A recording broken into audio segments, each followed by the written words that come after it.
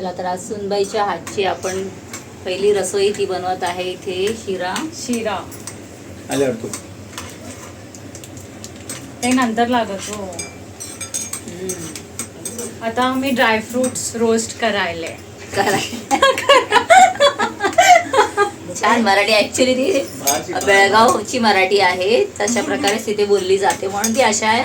म्हणजे जरा तिचं ॲसेंट जे आहे ना ते बेळगाव स्टाईलचं आहे. स्लोली ती मुंबईकर आता झाल्यानंतर मुंबईसारखी बोलायला शिकेलच.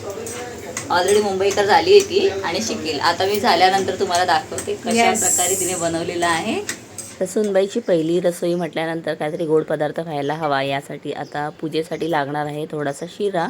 तर त्यासाठीच तिने शिरा बनवायला घेतलेला आहे. अगदी थोडाच अर्ध्या वाटीचाच बनवते. तर आधी ना मस्त तेलामध्ये रोस्ट वगैरे करून घेतलेला आहे ड्रायफ्रूट्स, आणि त्यानंतर रवा छान भाजून घेतला. त्याच्यामध्ये आता दूध घातलेलं आहे, कारण आमच्याकडे शिरा बनवताना आम्ही दूध वापरतो. आणि त्यानंतर ड्रायफ्रूट्स जे होते सगळे त्याच्यामध्ये घातले. छान एकदम मस्तच वाटत होता. आणि ती पण तेवढ्याच प्रेमाने पहिला शिरा जो आहे तो बनवते, त्यामुळे अजूनच भारी वाटतो आहे. तर आत्ताच बघितल्यानंतर बघा एवढा छान सुंदरच दिसतो आहे का नाही. आता थोड्या वेळानं याला मस्तपैकी हलवून घ्यायचं आणि त्यानंतर मग चमचा काढून त्याला झाकून ठेवून द्यायचं. तर तुमच्याकडे नवीन नवरीला काय करून घेतात, गोड बनवता की काय बनवता ते मला कमेंट करून नक्की सांगा.